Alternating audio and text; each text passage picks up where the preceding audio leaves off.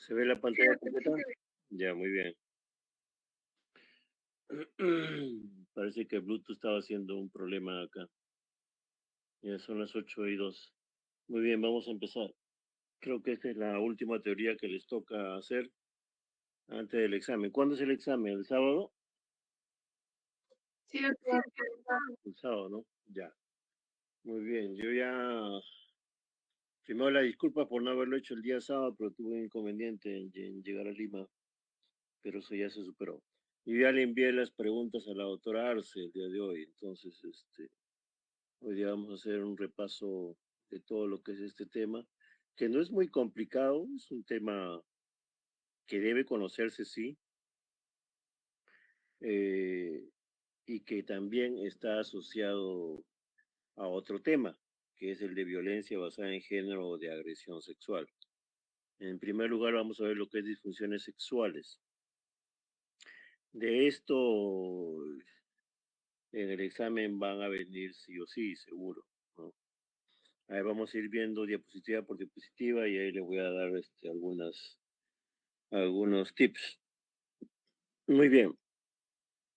Entonces, las disfunciones sexuales son una amplia gama de procesos que alteran en sí lo que es la vida sexual de la persona, ¿no? Son trastornos que aparecen, ¿no? Que alteran esos procesos propios que creo que ya la doctora Durán les ha hablado de lo que son las fases de la respuesta sexual. Entonces, en cualquiera de esas etapas o fases puede alterarse de manera evidente, ¿no? Y alterar lo que es la realización del acto sexual y la vida sexual del individuo, tanto del hombre como de la mujer. Entonces acá tenemos que hay causas psicológicas, hay causas orgánicas, ¿no? Que pueden derivar o producir estas disfunciones. Hay factores predisponentes, hay factores precipitantes, hay factores de mantenimiento. En cuanto a, de manera general, las causas psicológicas, los factores predisponentes en este caso serían lo que son relaciones deterioradas con los padres, experiencias sexuales traumáticas a nivel de la infancia o la niñez, la alteración del error psicosexual en el caso de la pubertad o adolescencia, la educación moral y religiosa restrictiva. Hay una inadecuada educación sexual. Ah, lo que decía, factores, esto vamos a sacarlo, factores precipitantes en cuanto a lo que son los problemas psicológicos, experiencias sexuales también traumáticas, problemas de relación de pareja, infidelidad, disfunciones en la misma pareja, fallos o esporádicos que podrían ser normales, pero que pueden afectar de manera psicológica a la persona. Trastornos orgánicos, la edad, conforme avanza la edad, pueden presentarse aún con mayor frecuencia, estados psicológicos alterados como depresión y ansiedad y en el posparto e inclusive en el mismo embarazo. Los factores de mantenimiento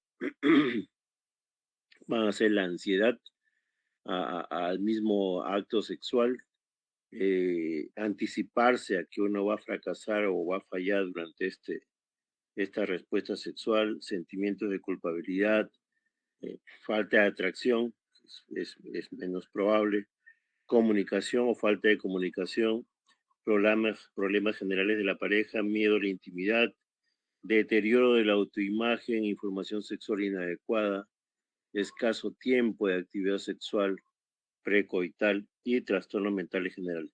Esto es de manera general lo que podría verse en todas las disfunciones sexuales. En cuanto al momento que aparece estas disfunciones, tenemos aquellas que son de toda la vida, es decir, que el trastorno se ha presentado desde un inicio de la actividad sexual. El adquirido es cuando ha habido ya una fase normal de respuesta sexual. El general es que no solo se limita a ciertas clases de estimulación o situaciones o de personas, sino de manera general. El situacional es lo contrario, se limita a cierta clase de estimulación, situaciones o de personas o compañeras sexuales. Pueden haber factores combinados como también factores psicológicos. Entonces, ¿qué es una disfunción sexual? Es la dificultad, ¿no?, que ocurre en cualquier etapa de la respuesta sexual, que evita que el individuo o pareja disfrute de una actividad sexual o vida sexual normal y satisfactoria.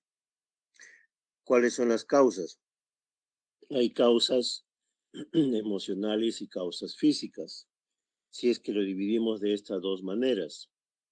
En cuanto a los problemas emocionales, tenemos los problemas interpersonales o podría ser los que tienen factor la parte emocional de la persona, como problemas de pareja, falta de confianza y comunicación. Hay problemas psicológicos propios del individuo que podrían ser patológicos o no, como fobias, depresión, sentimientos de culpa, traumas, etcétera. Esto es en manera general. Los factores físicos, hay varios, ¿no? Pueden ser drogas, enfermedades, como ya vamos a ver algunas, desórdenes endocrinos, deficiencias hormonales o algunas enfermedades congénitas. Si vemos las causas, cuáles son las causas de acuerdo a su origen causal, podemos ver disfunciones sexuales de origen orgánico, por ejemplo, defecto del sistema nervioso central, ¿no? O una alteración propia que el individuo viene con esa alteración. Por ejemplo, sistema nervioso central, una falta de respuesta en cuanto a lo que es la conducción nerviosa propia desde un inicio, ¿no? Disfunciones sexuales de origen funcional, cuando hay disfunciones hormonales, ya sean localizadas o generales, ¿no?, que vienen desde lo que es el hipotálamo. Disfunciones sexuales de origen psicógeno, ya esta es la parte psicológica, como por ejemplo estrés, depresión, ansiedad, etcétera. Entonces, ¿cuáles son las enfermedades que pueden influir de manera evidente en lo que es las disfunciones sexuales? Tenemos todo lo que son los factores de riesgo cardiovasculares. En estos van a influir lo que es la edad, la hipertensión, el colesterol aumentado, el ejercicio físico o falta de él y el tabaco. ¿Cuál es la causa más común de lo que es la disfunción sexual en el caso de la aterosclerosis? Es la causa de origen vascular, ¿no? Por estrechamiento de la luz arterial, y como ya se va a ver en un rato, hay una falta de respuesta. Por ejemplo, en el caso del varón se evidencia mayor alteración de esto al no haber una fase de llenado, una vasodilatación de las arterias a nivel de los cuerpos cavernosos que faciliten el llenado y la estrechez venosa a nivel de este órgano. Alteraciones hormonales, como por ejemplo la de diabetes mellitus, donde hay una alteración, hay una patología a nivel endotelial, es decir, vascular. Puede haber también una alteración a nivel nerviosa. Hay una neuropatía que evita precisamente la función endotelial, ¿no? Un problema hormonal o estructural mismo de lo que es el órgano genital. A los 10 años se dice que el 50% de pacientes están afectados de una disfunción eréctil. En el caso de las mujeres hay una disminución de lo que es la lubricación vaginal. Por tanto, esto debe de corregirse con un control metabólico adecuado y el tratamiento farmacológico respectivo. Alteraciones hormonales, como se les mencionó hace un rato, como el hipogonadismo, hipopituitarismo, hiperprolactinemia y alteraciones tiroideas, que produzcan alteraciones propias de las hormonas que puedan intervenir en lo que es tanto la producción de testosterona como de estrógenos. En cuanto a la parte renal, en la insuficiencia renal crónica, esta es obviamente de origen multifactorial. Se dice que más del 80% de pacientes varones presentan una disfunción y el deseo sexual hipoactivo en el 70% de las mujeres.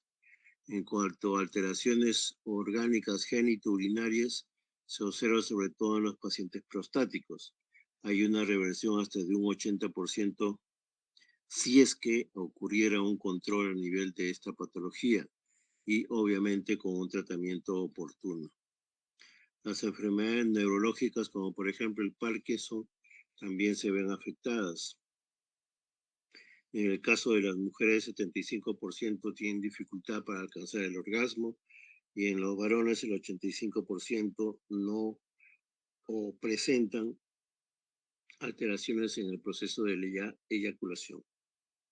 Problemas psicosomáticos como por ejemplo trastornos depresivos mayores, fobias o alteraciones psicopáticas mayores. Esto es lo que ustedes ya saben, lo que es la respuesta sexual en el hombre. Tenemos lo que ya les mencionó la doctora Durán. En el caso del hombre es la excitación, la meseta, el orgasmo y la resolución. Igualmente en la mujer es deseo, excitación, meseta, orgasmo y resolución. Creo que esto ya le han especificado una por una. No lo vamos a mencionar. ¿Cómo se clasifican estas disfunciones sexuales? De manera general, en trastornos del deseo sexual, trastornos de la excitación sexual, trastornos orgásmicos, trastornos sexuales por dolor. Estos son los más frecuentes. En el del deseo sexual tenemos lo que es el deseo sexual hipoactivo, trastornos por aversión al sexo. Esto generalmente se presenta en las mujeres. En cuanto a los trastornos de la excitación sexual, trastorno de la excitación sexual en la mujer y trastorno de la erección en el varón. Propio de cada género, ya se va a ver en un momento. En cuanto a los trastornos orgásmicos, pueden ser tanto en el hombre como en la mujer, presentándose por obvia razón del mismo proceso fisiológico una alteración en lo que es la eyaculación en el varón. Y los trastornos sexuales por dolor, la dispareunia y el vaginismo, que es más frecuente en la mujer. Es más raro en el varón, a menos que tenga una patología orgánica propia de los genitales masculinos. Es mucho más frecuente en la mujer. Entonces, para lograr un acercamiento a lo que es las causas de cada trastorno, de cada disfunción, tenemos que tener una historia médica específica de esta área, que es una historia médica sexual, donde tenemos que tener ciertas habilidades de poder comunicarnos con el paciente para que estos puedan tener la confianza necesaria y transmitirlas a nosotros para más o menos orientarnos en cuanto a su diagnóstico. La evaluación, por lo tanto, debe ser médica, psicológica, social, relacional y también de la esfera sexual. ¿Qué instrumentos tenemos para lograr esto? Tenemos lo que es la entrevista, la historia clínica sexual, acompañada de autorregistros y autoinformes por parte del paciente, la exploración física de cada paciente, viendo lo que es el aspecto general y los caracteres sexuales secundarios propios de cada uno. Ver exploración física de manera general es ver lo que es el sistema cardiovascular, genitourinario, nervioso y hacer una evaluación propia de cada uno. Se mencionaba que había efectos de lo que es algunas medicinas sobre la aparición de estas disfunciones. Y tenemos varias, como pueden ver ahí en el cuadro. Hay fármacos, sobre todo los antidepresivos, los fármacos psicotrópicos, los cardiovasculares y algunos antiinflamatorios y inhibidores de la histamina, como la cimetidina. La mayoría de antidepresivos producen alteraciones o disfunciones tanto en el deseo, en la erección, como también el orgasmo en la mujer y eyaculación en el varón. Por tanto, cuando se hace el interrogatorio de cada paciente, hay que interrogar qué medicinas están tomando para poder evaluar su cambio o su retiro, dependiendo cuál es su patología de fondo. Hay pruebas complementarias como el hemograma, el perfil lipídico, la glucosa, la parte de evaluación hepática, creatinina, valoración hormonal completa, lo que es ver en el varón testosterona, prolactina en la mujer, FSH, LH, progesterona, perfil tiroideo en ambos, y pruebas diagnósticas específicas para cada disfunción sexual. La primera disfunción en cuanto a lo que es el varón es la disfunción eréctil. Esta disfunción es la incapacidad de conseguir o mantener una erección con la suficiente rigidez como para llevar a cabo relaciones sexuales satisfactorias.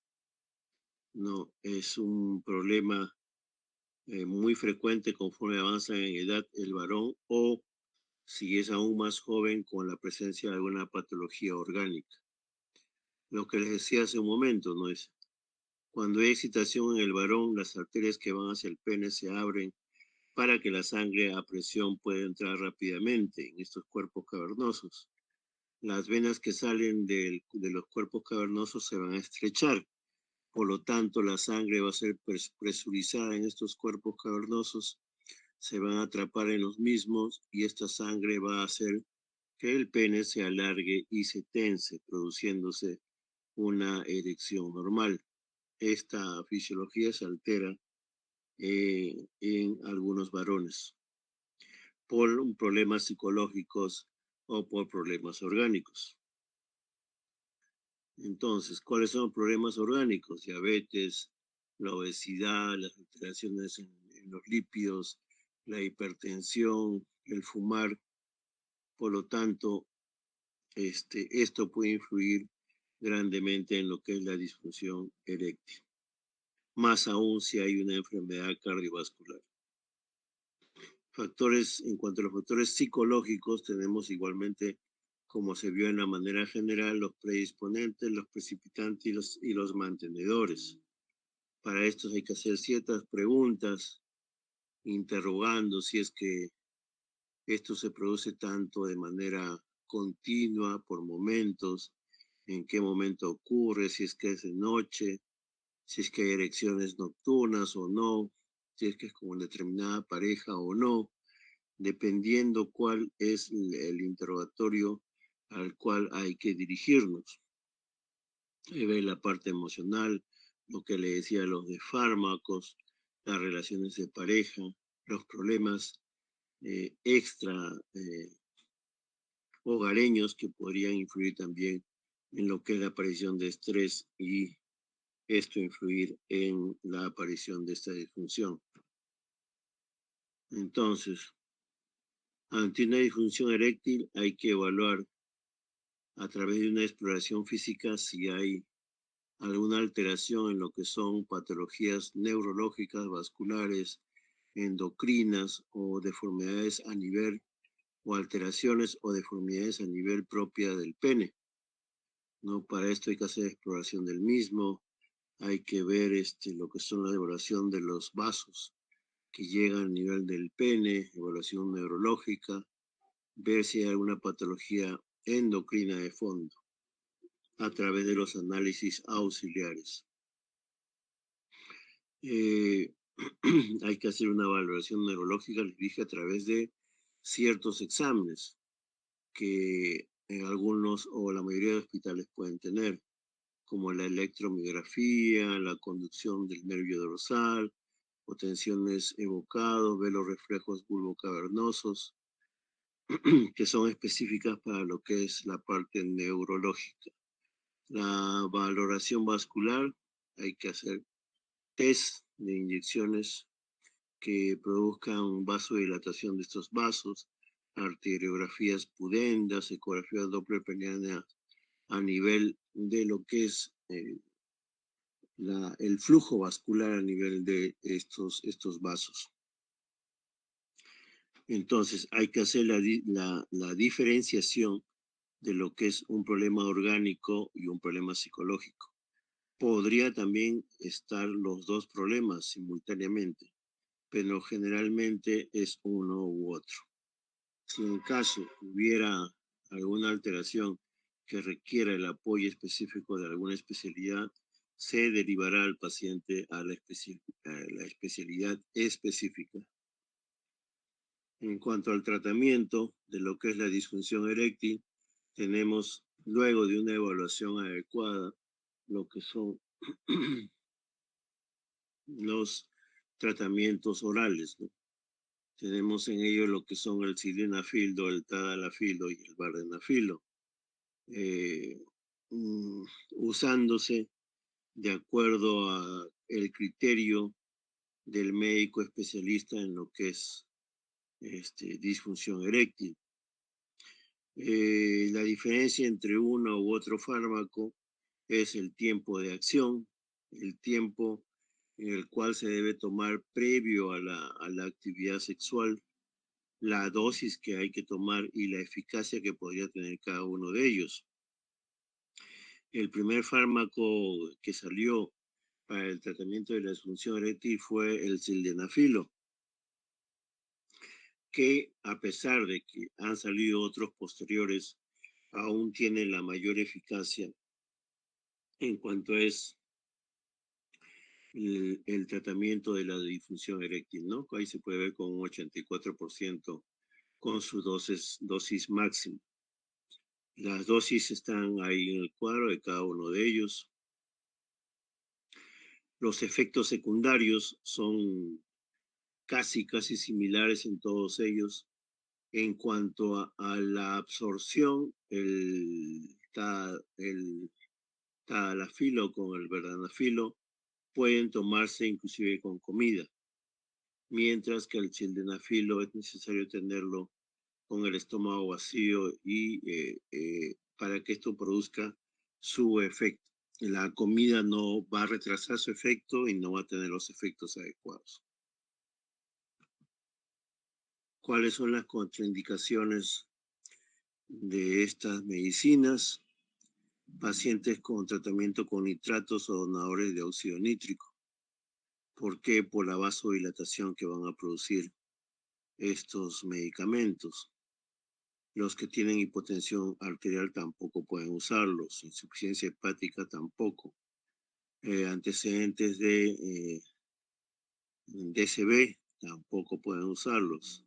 Y los que tienen alguna alteración a nivel de la retina que produciría un factor precipitante el uso de estos medicamentos. Y aquellos que tienen una disminución primaria del deseo sexual.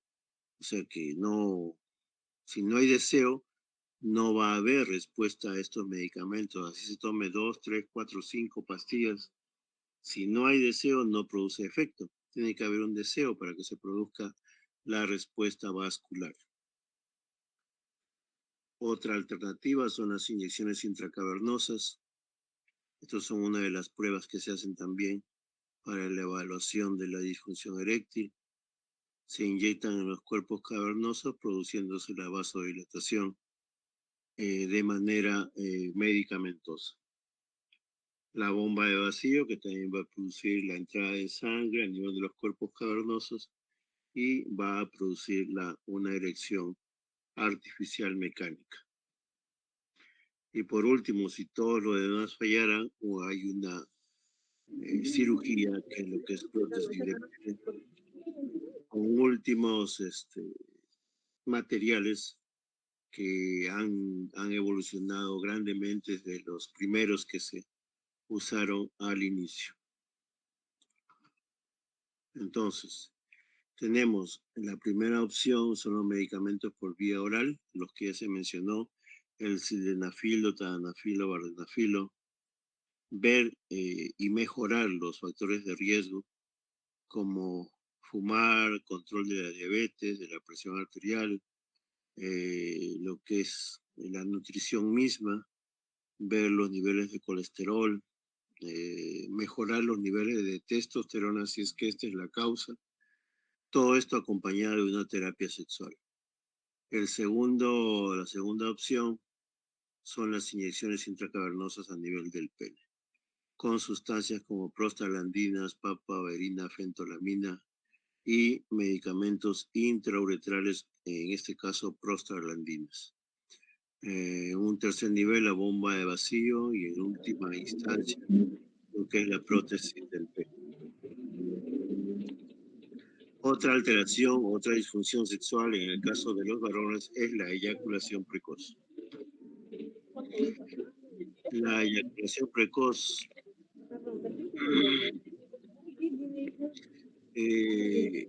va a ocurrir antes que se complete la relación sexual o todo lo que compete a lo que es el coito, ¿no? Esto se produce inmediatamente después que ha ocurrido una penetración y puede ser de segundos o puede ser de minutos en el cual se presenta. ¿Cuáles son las causas? Factores orgánicos, drogas, irritantes prostáticos, enfermedades prostáticas, no la rapidez o intensidad de la estimulación sexual, el control propio de lo que es el estímulo por parte del varón, no la edad del paciente, no la capacidad para controlar el reflejo eyaculatorio, el umbral en el cual se presenta este reflejo, la falta o déficit de habilidades sexuales o la ansiedad ante el mismo acto sexual, ¿no? O el haberse acostumbrado a tener coitos muy cortos o muy rápidos, como en el caso de los varones que frecuentan a las mujeres o servidoras públicas que ofrecen sexo en tiempos muy cortos, ¿no? Conflictos no resueltos en la relación de pareja, eso se ve luego en un estudio psicológico del mismo, o existencia de otras disfunciones sexuales o trastornos psicopatológicos. Esto es en el caso de la eyaculación precoz. Por lo tanto, igual que la anterior, hay que preguntar el tiempo en el cual ocurre este problema, ¿no? Cuáles son las habilidades que tienen estas personas, cuáles son los estímulos que pueden recibir, cuánto tiempo llevan con la pareja, qué pasó antes de que ocurriera esto, si siempre lo ha tenido o no, cuál es la frecuencia en la cual se presenta, si es en todas las relaciones sexuales o coitos, no, todo esto tiene que ser evaluado y ver los antecedentes que puedan tener el paciente. El tratamiento en el caso de eyaculación precoz se ha usado lo que son antidepresivos porque retrasan justamente lo que es el periodo del orgasmo, manteniendo la fase de excitación más prolongada. Se ha visto el uso de fluoxetina, paroxetina y sertralina en el efecto que uno está buscando. Terapias sexuales a nivel de pareja o individuales, dependiendo del fondo que pueda existir. Hay que realizar una terapia de pareja que generalmente esto puede ayudar, ¿no? Promover el juego no coital, hay algunos preservativos con retardante que también pueden retrasar lo que es la estimulación a nivel del glande para que no ocurra un coito o una eyaculación muy precoz, un coito muy corto. Hay trastornos del orgasmo masculino, en el caso de los varones, es la ausencia o retraso persistente o recurrente del orgasmo tras una fase de excitación sexual normal, ¿no?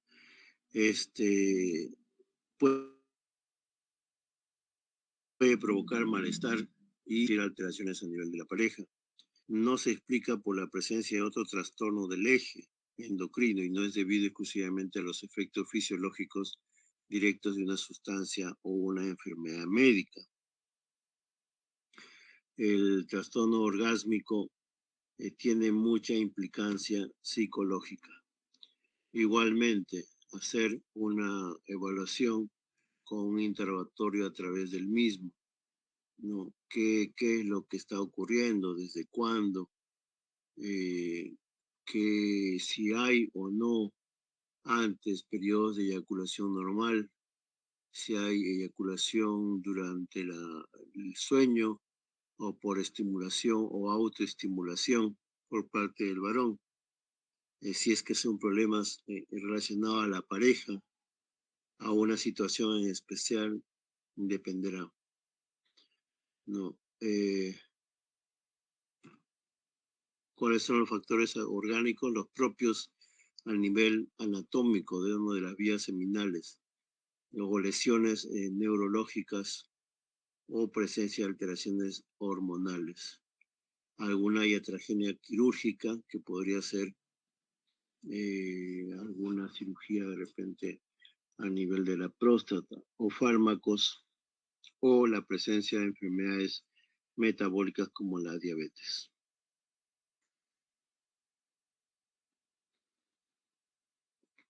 Para esto hay que hacer ciertas pruebas, pero esto ya generalmente lo realiza el médico que ve la parte urológica, haciendo pruebas específicas a nivel de la estimulación del pene para producir una posible respuesta eyaculatoria.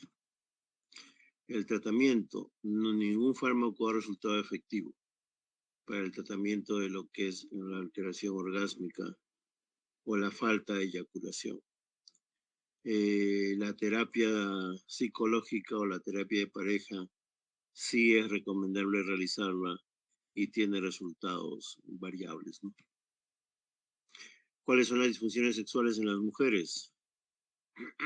Hay trastornos del deseo, hay trastornos de la excitación sexual, podemos ver un deseo sexual hipoactivo, trastornos por aversión al sexo, trastornos de la excitación sexual.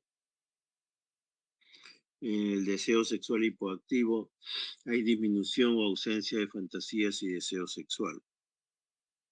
Si no hay deseo sexual, no va a haber excitación, por lo tanto no va a haber orgasmo, ni meseta, ni mucho menos orgasmo.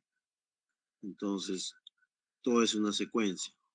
Trastorno por aversión al sexo, aversión extrema, con evitación de todos los contactos sexuales, esto producido por factores diversos. Y trastornos de la excitación sexual, que es la incapacidad para obtener o mantener lubricación en la fase de excitación hasta el final de la actividad sexual. Y si hay una falta de lubricación, habrá dolor. Y si hay dolor, va a haber un trastorno de la excitación sexual. ¿Cuál es la epidemiología? Más o menos un 10% de la población. La etiología es difícil de ver. Hay factores orgánicos, uso de fármacos, alteraciones endocrinológicas o factores psicológicos. La evaluación hay que ver si es que es un trastorno general o un trastorno situacional. Hacer terapia de pareja para ver si es que esto se puede solucionar, que generalmente a veces necesita una evaluación por el especialista. En este caso, a veces el psiquiatra puede ser muy útil y realizar su evaluación psiquiátrica. En cuanto al trastorno del orgasmo a nivel de la mujer, hay una aparición primaria, secundaria o situacional.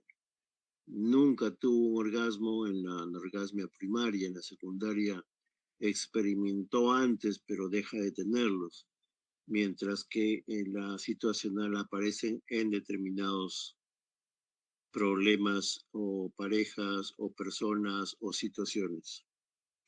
La etiología orgánica es muy poco, un 5%.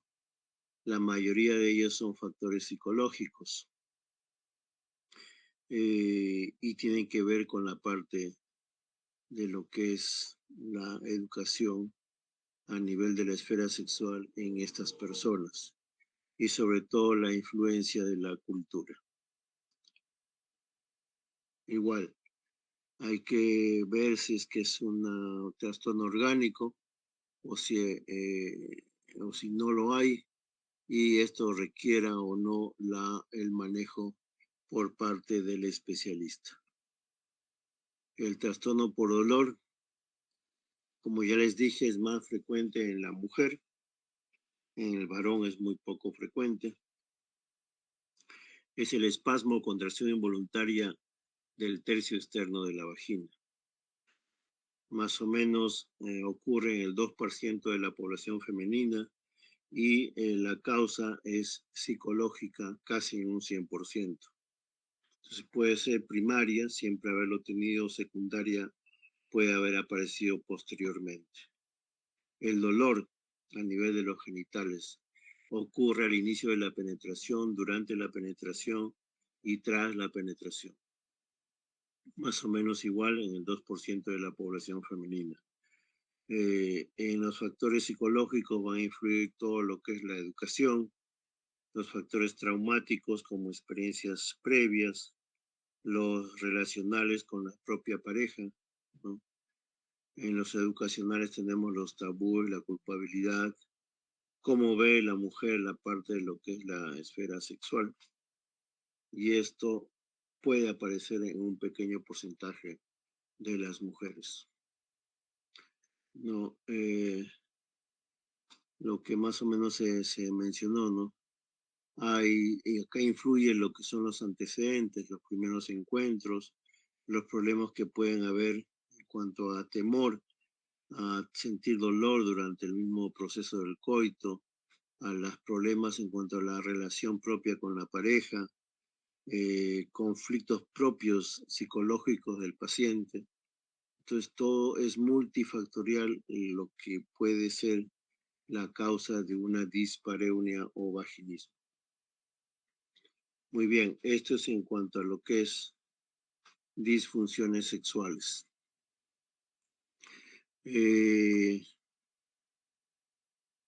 Todo lo que está aquí explicado es lo que se les va a evaluar en el examen.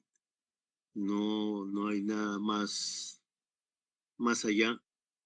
De repente alguna pregunta se puede sacar por deducción de lo que ya se ha explicado y juntamente con el otro tema no son tan complicadas las preguntas. Muy bien, ahora vamos a evaluar lo que es la parte de la violencia basada en género. ¿No?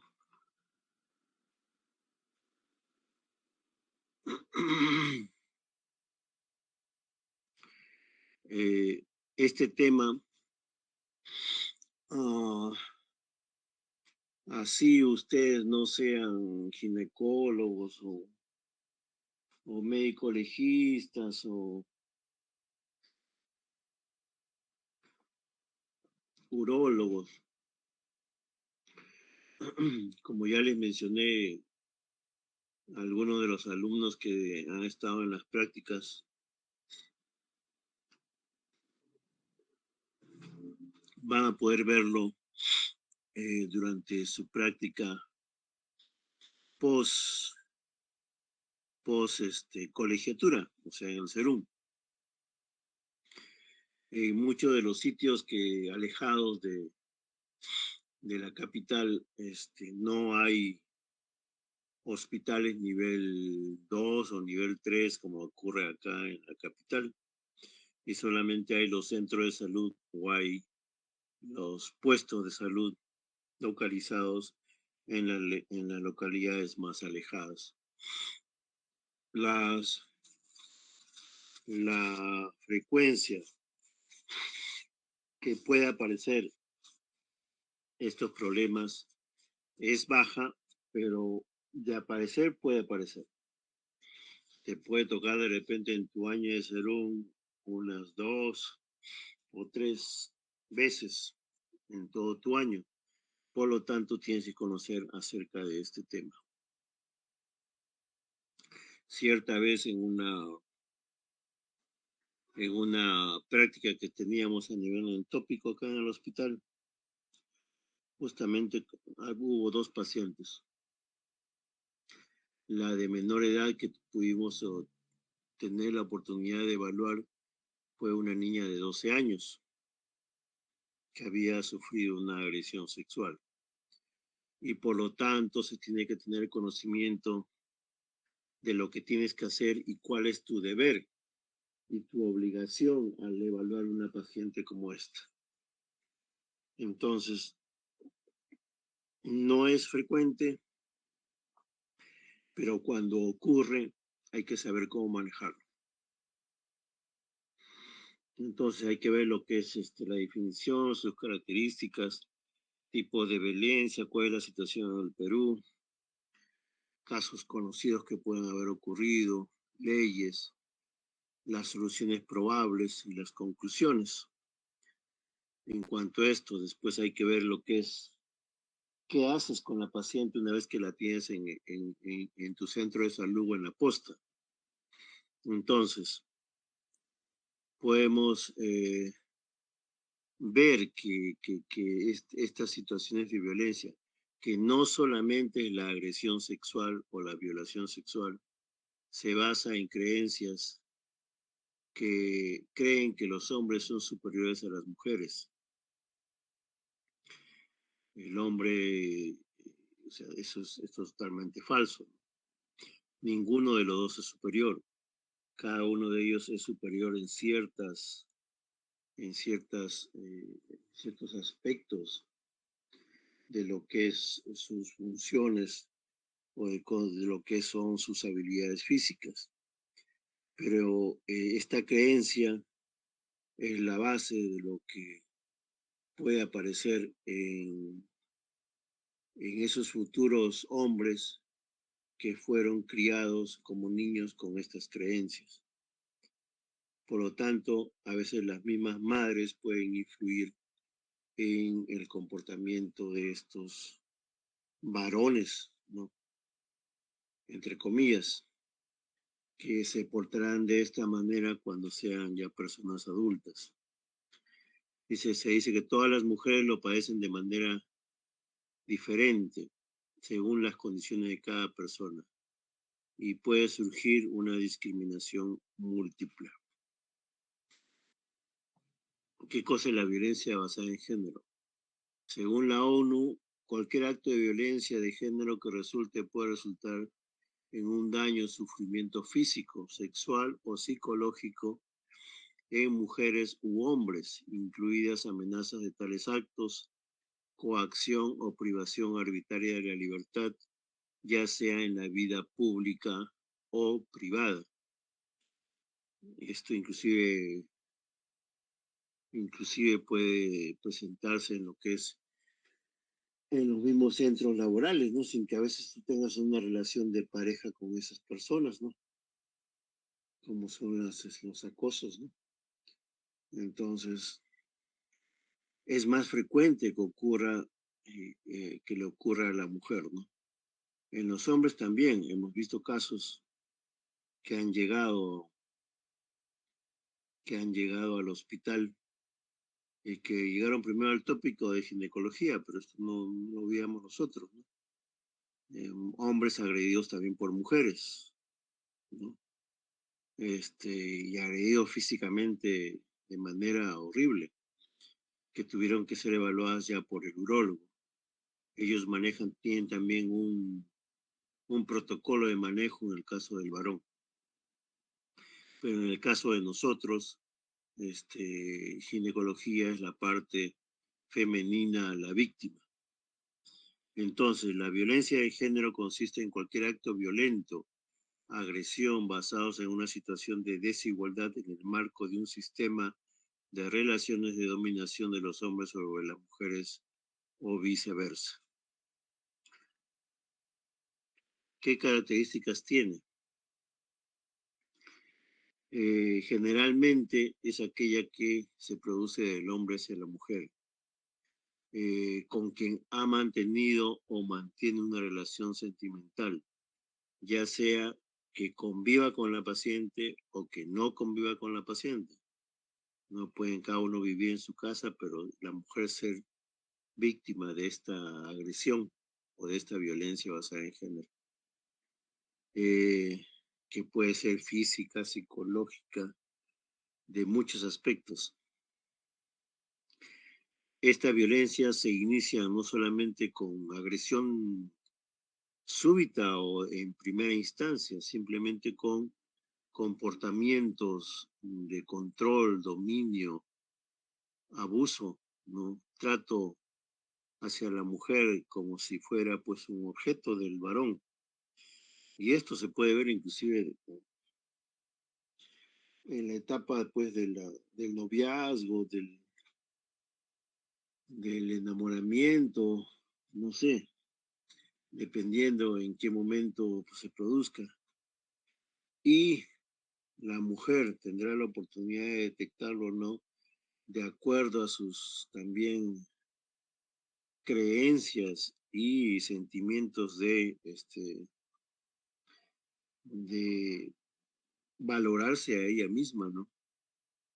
Qué tantos sentimientos de inferioridad puede haber o no en una mujer cuando se toca con uno de estos hombres, entre comillas, que poco a poco van demostrando pues lo que puede ser un acto de violencia, que van desde el simple control hasta el abuso, hasta la agresión, en fin. ¿Cuáles son los tipos de violencia? Violencia física, esa es la agresión ya física, la violencia psicológica y la violencia sexual o agresión sexual. Esto es lo que ocurre, ¿no? Entonces, eh, hay un consenso internacional basado en el sistema de derechos humanos como la Convención Interamericana para prevenir, sancionar y erradicar la violencia contra la mujer. En el año 94 se determinó o se instauró el término violencia contra la mujer, término que aún sigue vigente y ahora se acota como violencia contra las mujeres. En el caso de la situación de violencia desde el varón hacia la mujer, ¿no? Se dice que cualquier acción o conducta basada en su género que cause muerte, daño o sufrimiento físico, sexual o psicológico a la mujer, tanto en el ámbito público como en el privado. Esa es la violencia basada en género. Hay una ley para prevenir, sancionar y erradicar la violencia contra las mujeres y los integrantes del grupo familiar que se promulgó en el año 2015, la 3364. ¿Qué pasa en el Perú? Se dice que ha habido desde el año 2009 hasta el año 2018 más o menos 1025 casos de feminicidio y 1374 casos de tentativa de feminicidio. Entonces, esto evoluciona conforme pasa el tiempo, ¿no? Y se mantiene, no disminuye, o sea, es casi similar. Esto nos indica pues que en el fondo eh, la educación o la crianza patológica o los estándares sociales se mantienen, ¿no? Porque la sociedad también influye en lo que es el comportamiento, ¿no?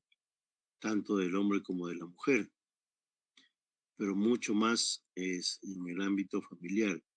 ¿Qué tanto o qué tanta eh, confianza se le da a esa niña para saber valorarse y defenderse cuando sea adulta?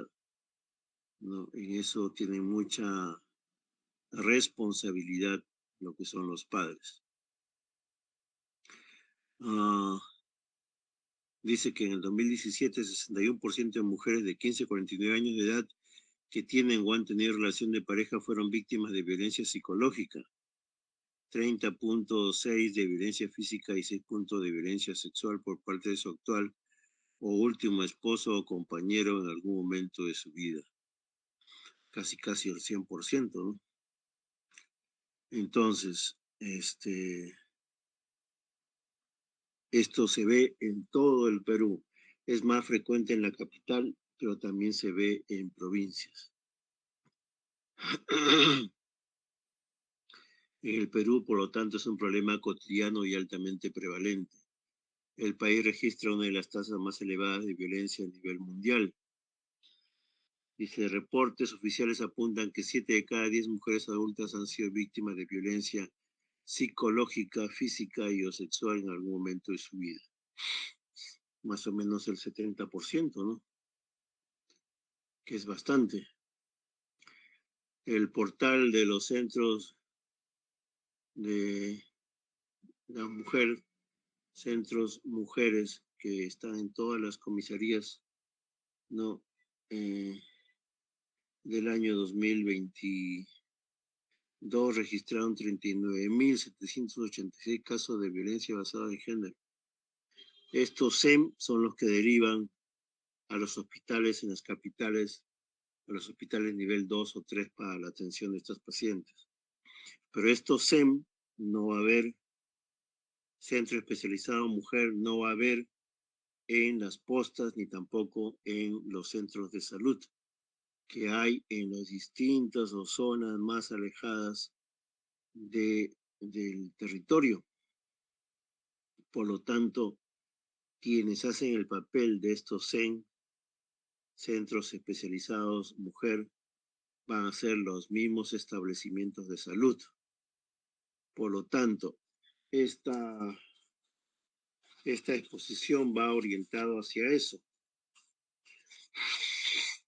No les estoy diciendo de lo que ustedes tienen que hacer en el hospital, ¿no?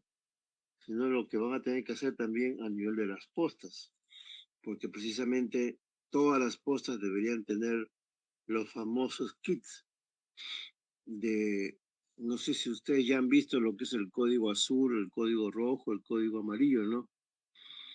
Lo que es hemorragia obstétrica, preeclampsia y sepsis. Pues también entonces, creo que con ustedes, uno o dos grupos, hemos visto el código violeta. El código violeta, cuando hay un código violeta, es un código de violencia basada en género. Y ese código violeta se activa hasta en la posta más alejada del Perú. Por lo tanto, ustedes tienen que saber qué es lo que van a tener que hacer y precisamente eso es la importancia de esta charla. Se dice que en la mayoría de los casos la violencia es perpetrada por la pareja de la víctima. Esto es en el caso de nuestro país, ¿no? Y esto se agravó aún más durante la pandemia que restringió aún más el espacio donde se podían movilizar las víctimas, ¿no? Y había pues una falta de seguridad en ellas, ¿no? Pareja y expareja son las principales afectadas y las pacientes adultas son las principales víctimas con un 82%, mientras que las niñas y adolescentes tienen un 13%. Entonces, esta es nuestra situación en nuestro país. Ha habido casos, esos se han conocido. Creo que el más conocido es el de la chica que fue arrastrada en un hotel, ¿no? Por la pareja.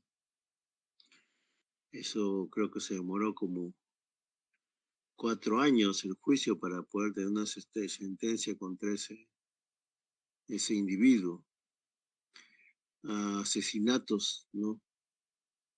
Tanto de seres patológicos en provincias, ¿no? Donde se pudo acabar con la vida de una niña de tan solo 3 años, ¿no? Todo esto es la realidad de nuestro país, ¿no? Asesinatos de mujeres adultas son ya el extremo, la cúspide, la punta de la pirámide de lo que es la violencia basada en género, ¿no? Pero que todo esto se inicia desde, desde situaciones más, se podría decir, leves, entre comillas, ¿no? Que la mujer no denuncia.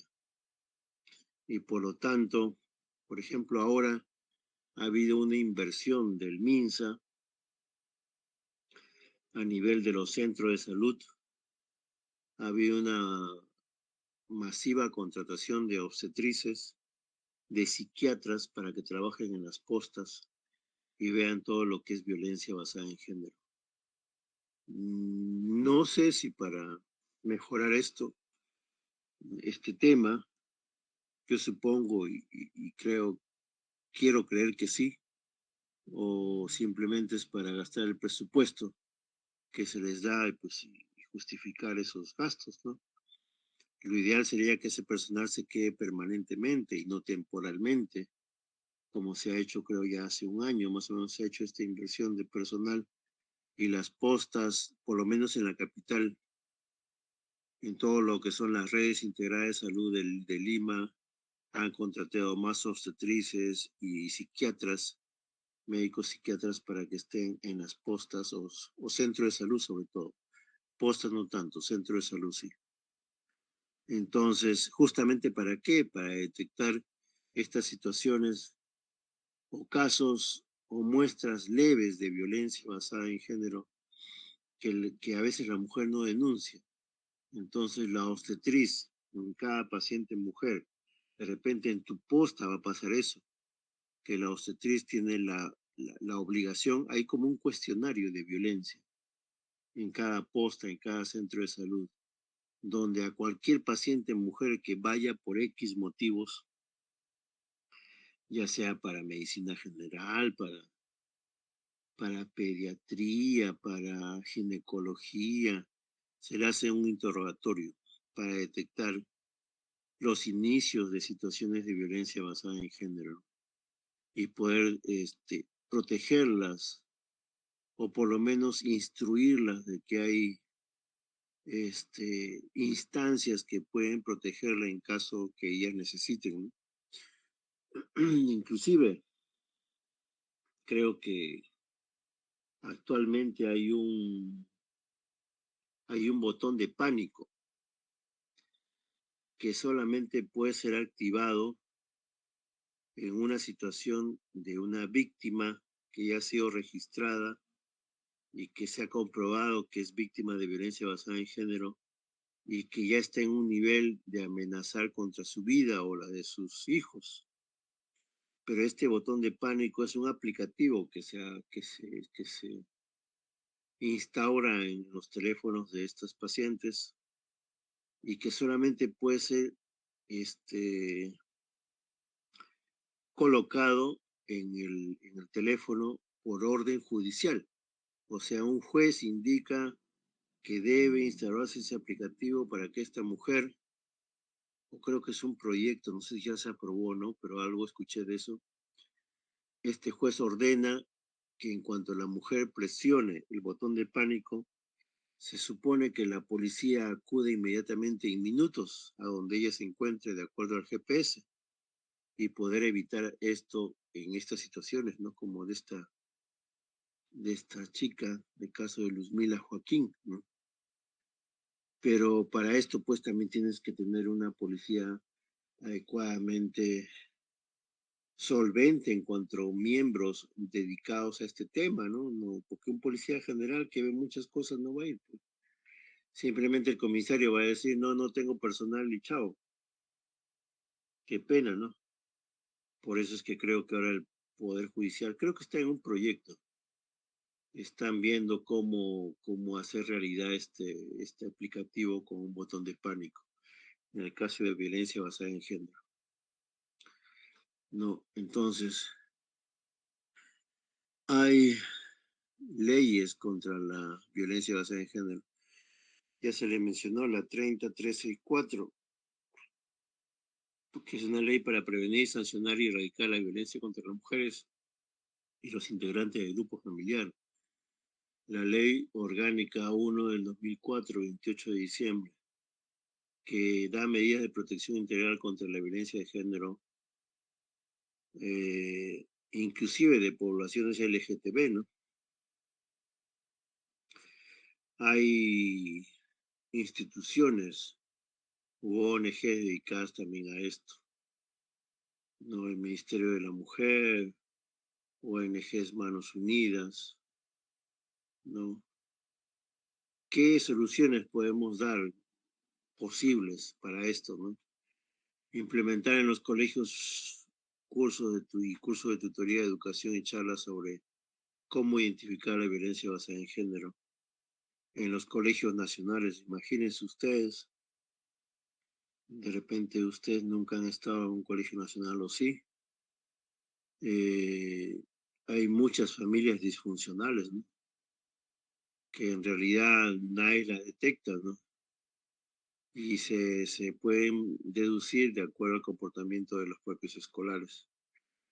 Eh, Hay muchas cosas que podrían hacerse, ¿no? A nivel de colegios y que serviría para prevenir y sobre todo detectar, ¿no? Detectar es como lo que le decía, ¿no? El otro día me estaban consultando los alumnos de mi grupo, pues que iban a reclamar porque la doctora Vicuña había puesto una pregunta de una paciente de un caso clínico que no era una preeclampsia severa, ¿no? Pero la doctora Vicuña desde el primer párrafo ya les había puesto que era una preeclampsia severa. Entonces, yo les decía, ¿no? El médico busca lo que sabe, ¿no? Pero para saber tienes que leer y tienes que identificar las situaciones más leves, ¿no? Entonces, es como la preeclampsia sin criterio de severidad, ¿no? Que tú tienes que evaluar, establecer los 4 ítems de trastornos hipertensivos del embarazo, ¿no? Y colocar a la paciente que te viene la posta en uno de esos ítems. Es lo mismo aquí, ¿no? Cómo identificar lo inicial. Para eso están esos cuestionarios, para eso están, se supone, los profesores, los tutores, en fin, no sé, hay tantas cosas por hacer, pero también eso requiere organización. ¿Y quién paga a esos psicólogos que van ahí? ¿Quién se encarga de eso? O sea, son muchas cosas, ¿no? Entonces, eso es lo que hay que ver. Ah, y obviamente la parte legal, ¿no? Aumentar la condena para los culpables por violencia en énfasis de violencia de género, ¿no? No sé, no sé cómo estará ahorita la situación en cuanto a esto, pero debería aumentarse, ¿no? Eh, antes, antes había, antes había la pena de muerte. Aquellos que yo recuerdo que mi abuelo me contaba que en los años 70 había un gobierno militar donde había pena de muerte para el violador de niños. Y hubo un caso, me contaba, que lo fusilaban, ¿no? Eh, bueno, esos casos extremos, ¿no? Que funcionan o no funcionan, no sé, pero de que deben incrementarse las condenas y las penas y las leyes, claro que sí, ¿no? Para disminuir en algo, disminuir, no erradicar, porque erradicar abarca muchos temas, ¿no? Muchas aristas que hay que corregir en la sociedad, en la educación, en la familia, en la misma situación como país, ¿no? Pero las autoridades están interesadas que eso ocurra, están interesadas en que se corrijan todos esos ámbitos, o más bien les conviene que esto siga ocurriendo. Ah, ahí está la gran pregunta. Ah, hacer evaluaciones personales, psicológicas en los colegios, en las universidades, hasta inclusive en los docentes, tanto de colegios hasta de universidades, ¿no? Para ver dónde hay estos problemas. Son posibles soluciones, ¿no? Evaluaciones en los colegios, detección de las familias disfuncionales, ¿no? La escuela de padres, etcétera.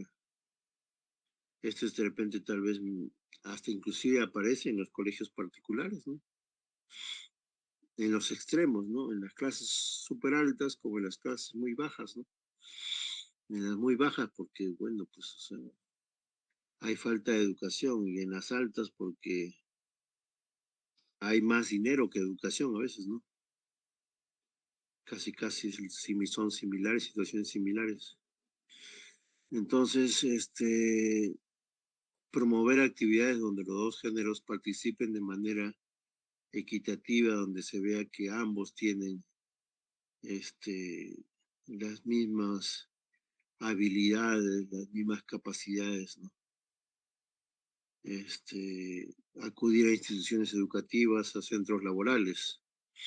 Entonces, como conclusiones de esto, la principal causa de esto es que la creencia que una persona presenta superioridad sobre otro ser debido principalmente a su género, o sea, generalmente el hombre sobre la mujer. El Perú se encuentra en tercer lugar con la tasa más elevada a nivel mundial. Desde años atrás, y la mayoría de estos casos no son tratados con seriedad o justicia. Sus consecuencias consisten en daños psicológicos, físicos y sexuales. Como equipo pensamos que podríamos concientizar más este problema si se informa desde la educación primaria. Ese es un aspecto, ¿no? La educación. Pero ¿quién interviene en la familia? ¿Quién interviene en la sociedad? ¿Quién interviene en el distrito? ¿Quién interviene en el país? Si tenemos políticos patriotas o políticos ladrones, o sea, ¿quién interviene en eso? ¿No? Bueno, esas son la bibliografía. Y esta parte de acá es lo que se tiene que hacer cuando la paciente te viene a tu posta. Entonces, tienes que considerar esto: la violación es la penetración sexual de cualquier parte del cuerpo de una persona u objeto en otra. No solamente con los genitales puede haber violación, puede ser con un objeto o con una parte del cuerpo, que puede ser con o sin eyaculación. ¿Cuál es la atracción de la víctima de violación? Lo primero que hay que hacer es proporcionar apoyo emocional en un ambiente de privacidad. Esto es muy importante. Cuando estés en tu posta, tú tienes que tener tu consultorio. Tú vas a tener tu consultorio de la doctora o el doctor, de médico general, y ahí tienes que implementar un área muy privada, donde no entre nadie. Eso es lo que queremos hacer en el hospital, porque ustedes habrán visto que el tópico hay solo un solo escritorio y al final ahí no hay mucha privacidad. Entonces, eso es lo que está viendo el jefe de departamento para instaurar eso. Hubo una paciente que se quejó: tengan cuidado cuando estén en la posta, porque un residente cometió el error de la paciente estaba afuera esperando y de gritar a viva voz, ¿no? Ni siquiera pararse y llamarle: señora, pase usted, sino de gritar a viva voz: que pase la paciente violada. Es un atorrante ese residente, ¿no? Una falta total de tino, de tacto, que al final los familiares se quejaron, porque es una violación, ¿no? En todo sentido, porque ellos tienen derecho a su privacidad, ¿no? Entonces eso es muy importante, el ambiente. Informar qué se hará y qué se logrará con cada paso de la atención. Respetar la opinión de la víctima o el rechazo a cualquier procedimiento.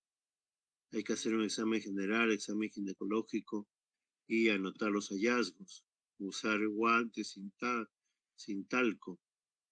Hay que recolectar, ya sea muestras de secreciones a nivel de la víctima, ¿no? Guardarlos. Si es que estás en tu posta donde no hay un médico legista, ¿no? A eso me refiero. Porque esto acá en Lima, en la capital, lo hace el médico legista, porque la denuncia del SEM mujer lo manda al médico legista primero y de ahí te lo va a mandar a la posta, te lo manda al hospital para que ellos le den el tratamiento de lo que son exámenes y tratamiento farmacológico.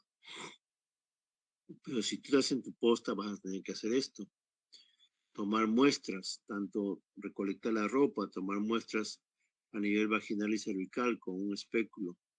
Y si la paciente nunca ha tenido relación sexual y ha sido violada, no le vas a poner espéculo encima de la agresión, sino con un hisopo puedes tomar la muestra y es tu obligación hacerlo, a menos que la paciente rechace, ¿no? Si la paciente rechaza, tú colocas en tu historia clínica no, paciente no desea o madre no desea que se haga el procedimiento, ¿no? Ya lo enviarás posteriormente, sacarle una cita con el médico legista, en fin, que esté en otra ciudad donde haya, ¿no? Este, entonces una muestra es para la visualización de espermatozoides al microscopio. La segunda muestra se fija en papel filtro estéril, dejar secar al aire y guardar en sobre de papel.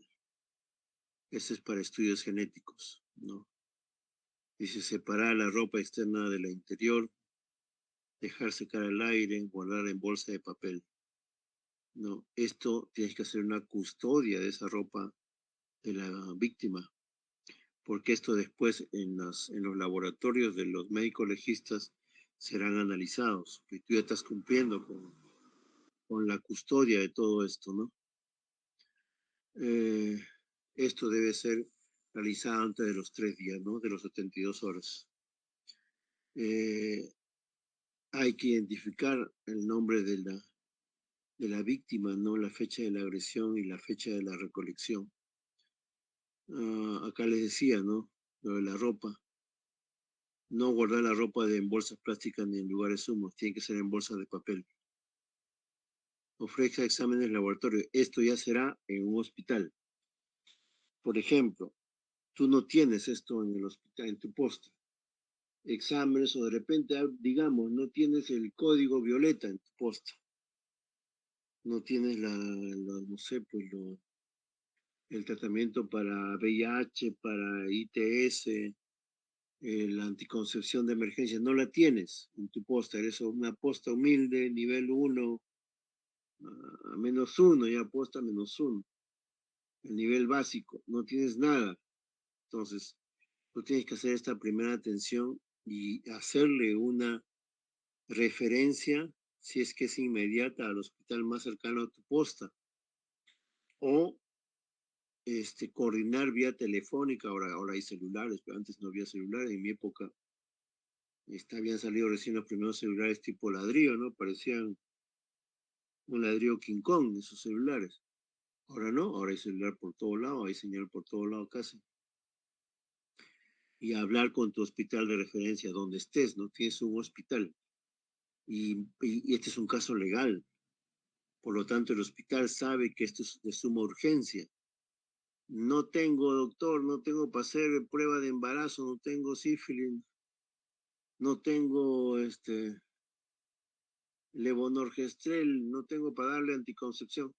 Inmediatamente ese mismo día que la atiendes, tienes que sacarle una cita al paciente para que a la brevedad posible, al día siguiente, a los 2 días, sea vista en consulta de ginecología para que le puedan activar el código violeta y darle el tratamiento adecuado. Porque mira, en el caso de anticoncepción de emergencia tiene 72 horas nada más. Entonces, eso no se olviden, eso es muy importante. Acá dice, ofrezca y administra anticoncepción oral de emergencia, ¿no? Levonorgestrel, 1.5 miligramos, ¿no? Dosis única. Ahí está, tratamiento de ITS, ¿no? Sífilis, penicilina benzatínica. No, en los alérgicos, eritromicina. Eh, Gonorrea, ciprofloxacino, también. No sé si en tu posta habrá o no. No sé si tendrás penicilina benzatínica o no. Si no tienes, coordina la referencia, coordina la consulta externa que puedas hacer en tu hospital que te corresponde para que esto le den al día siguiente, si es posible. ¿No? En el caso de clamidia, micoplasma, doxiciclina, tienes que darle, ¿no? Eh, Inmunoglobulinas contra la hepatitis B. No todos tienen, solo tienen los hospitales nada más, ¿no? Si la paciente ha sido vacunada, entonces con 3 dosis ya no es necesario, ¿no? Las no vacunadas, esquema completo de vacunación más inmunoglobulina específica, ¿no? Profilaxis de VIH-Sida, hay que informar los riesgos para contraer la infección y los efectos derivados de la profilaxis. Si se acepta la quimioprofilaxis, administrar dentro de las 72 horas en un esquema vigente. Hay esquemas, pues, últimos, ¿no? Ya no es Targa, ahora es TARP, ¿no? Donde se da, pues, el tenofovir, el dolutegravir, raltegravir, y ahora hay antivirales nuevos que yo, por ejemplo, yo ya no manejo, ¿no? Antes yo manejaba otros cuando estaba en la parte obstétrica. Pero eso ya se encarga, hay un protocolo, ese es el código violeta. En la profilaxis anti-VIH ya es un esquema, y esto se da en aquellas, tanto para pacientes adultas y adolescentes mayores de 30 kilos, si no me equivoco, ¿no? Hay dosis también para niñas, ¿no? Menores de 30 kilos, que también está en el código violeta, o en el hospital donde tú vas a mandar a la paciente inmediatamente, sacándole una consulta o haciendo una referencia, no sé cómo funcionará tu red. Tienes que averiguar cómo funciona eso. Código violeta, no te olvides. Entonces, registrar en la historia clínica los antecedentes, dónde ocurrió, las lesiones, diagnóstico, agresor, circunstancia, fecha y hora de la agresión, y cuándo fue elaboración en el establecimiento de salud.